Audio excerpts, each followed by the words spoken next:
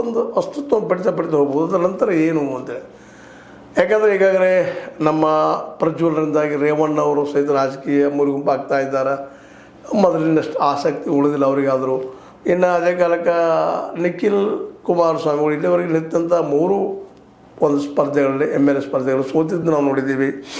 ಜನ ಎಷ್ಟು ಮಟ್ಟಿಗೆ ಅವ್ರನ್ನ ಒಪ್ತಾರ ಅನ್ನುವಂಥದ್ದು ಒಂದು. ಇನ್ನು ಕುಮಾರಸ್ವಾಮಿಗಳು ಅದ ಪಾಪ ಆರೋಗ್ಯದ ಬಗ್ಗೆ ಒಂದಿಷ್ಟೇನೋ ಪ್ರಶ್ನೆಗಳಿದ್ದ, ಅದೇನೂ ಇರಲಿ, ಆದರೂ ಅವ್ರು ಕಷ್ಟಬೇಕನ್ನೋ ಹಂಬಲ ಮಾತ್ರ, ಅದನ್ನು ಬೆಳೆಸಬೇಕನ್ನೋ ಹಂಬಲ ಮಾತ್ರ ಮೆಚ್ಚಬೇಕಾಗ್ಯದ.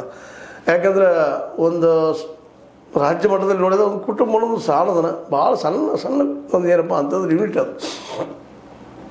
ಆ ಕುಟುಂಬದ ಮೂಲಕ ಪೂರ್ತಿಯಾಗಿ ರಾಜ್ಯ ಮಟ್ಟದಿಂದ ರಾಜಕೀಯ ಪಕ್ಷ ಕಟ್ಟಿರ್ತೀರ್ತಾರೆ ಅನ್ನುವಂಥ ಒಂದು ಕಟ್ಟಿದ್ದೀವಿ, ಉಳಿಸ್ಕೊಂಡು ಹೋಗ್ತೀವಿ ಅನ್ನುವಂಥದ್ದು ನಿಜವಾಗಿ ಅವರ ಛಲ ಮೆಚ್ಚುವಂಥದ್ದು. ಆದರೂ ಸಹಿತ ಕಾಲನ ಹೊಡೆತಕ್ಕ ತಡೆದಿದ್ದ ಅನ್ನುವಂಥದ್ದು. ಯಾಕಂದರೆ ಇವತ್ತು ನೋಡಿರಿ, ಕಾಂಗ್ರೆಸ್ ಹೌದು ನೆಹರು ಕುಟುಂಬದ ಆಡಳಿತದಲ್ಲಿ ಬಂತು, ಅದರಲ್ಲಿ 2 ಮಾತಿಲ್ಲ. ನಂತರ ಇಂದಿರಾ ಗಾಂಧಿಯವ್ರು ಬಂದರು, ಆಮೇಲೆ ರಾಜೀವ್ ಗಾಂಧಿಯವ್ರು ಬಂದರು, ಈಗ ಬಂದು ಅದು ಪಿ ನರಸಿಂಹರ ಕಾಲಕ್ಕೆ, ಆದ ನಂತರದ ಕಾಲದಲ್ಲೇ ಮನಮೋಹನ್ ಸಿಂಗ್ರ ಕಾಲದಲ್ಲಿ ಅದು ನಿಧಾನಕ್ಕೆ ಕುಟುಂಬ ಬಿಟ್ಟುಕೊಂಡು ಹೊರಗೆ ಬರಲಿಕ್ಕೆ ಆಯಿತು.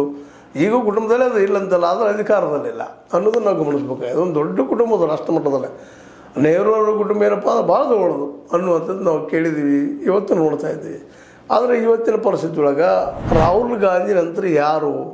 ಅಷ್ಟೊಳಗೆ ಪ್ರಿಯಾಂಕಾ ವಾಡ್ರಾ ಇದ್ದಾರೆ, ಗಾಂಧಿ ಇದ್ದಾರೆ, ಎಲ್ಲ ಸರಿ. ಆದರೆ BJPಯಿಂದ ಅಧಿಕಾರನ